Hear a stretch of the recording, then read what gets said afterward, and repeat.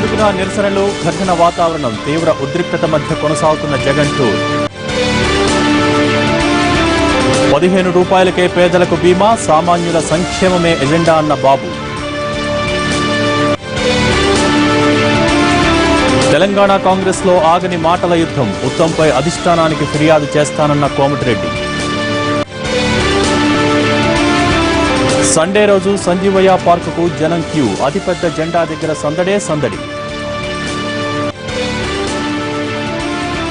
Title కోసం సై అంటున్న Murray, జకోవిచ్, హోరాహోరీగా సాగుతున్న ఫైనల్ ఫైట్.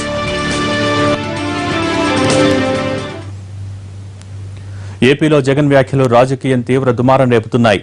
రాష్ట్ర వ్యాప్తంగా ఇరు పార్టీల శ్రేణులు పోటాపోటీగా ఆందోళనకు దిగుతున్నాయి. చంద్రబాబుకు జగన్ క్షమాపణ చెప్పాలని టీడీపీ నేతలు అంటుంటే, వైసీపీ నేతలు మాత్రం మోసం చేసిన వాళ్లను ప్రజలే బుద్ధి చెబుతారని అంటున్నారు.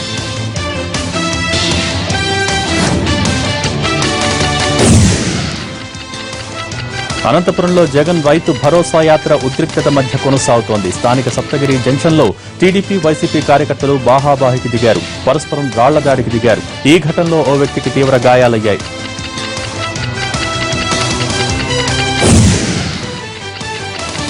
జగన్ 5వ చెప్పు వ్యాఖ్యలు చేశారు. తీవ్ర ఉద్రిక్తత మధ్య సాగుతున్న అనంత పర్యటనలో జగన్ హాట్ కామెంట్స్ చేశారు. చంద్రబాబుకు చెప్పులు ఇష్టం లేకపోతే వాటితో పాటు చీపుర్లు కూడా చూపించాలని అన్నారు. ఎన్నికల హామీలను తుంగలో తొక్కి రైతుల్ని, డ్వాక్రా మహిళల్ని మోసం చేశారని ఆరోపించారు.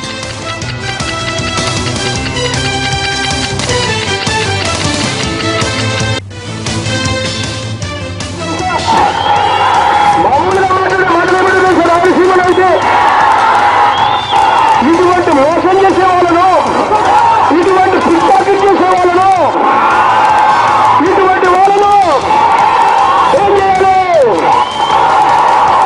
చెప్పు చేయించాలి అని చెప్పి మామూలుగా చెప్పుతో కొట్టాలి అని చెప్పి అంటారు.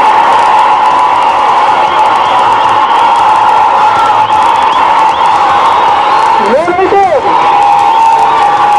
అన్నం లేదబ్బా, నేనైతే అన్నం లేదబ్బా.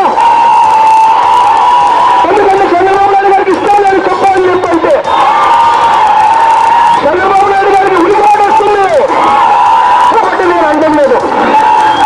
కానీ చంద్రబాబు నాయుడు గారికి ఇష్టం లేదు కాబట్టి చెప్పులు వస్తుంది. చెప్పులతో పాటు ఈసారి చీపుర్లు కూడా చూపించే కార్యక్రమాలు పట్టుకోలేదు. కనీసం అప్పటికైనా చంద్రబాబు నాయుడు గారికి అర్థమవుతుంది. తాను చెప్పిన మాటలు నమ్మి, తాను చేసిన మోసాలను చూసి ఇవాళ ఒక్క అనంతపురం జిల్లాలోనే 80 మంది రైతులు, 80 మంది చేనేత, 80 మంది రైతులు, వాటిలో దాదాపుగా 14 మంది చేనేత కార్మికులు ఆత్మహత్యలకు కారణం ఎవరో చంద్రబాబు నాయుడు గారికి అర్థమవుతుంది.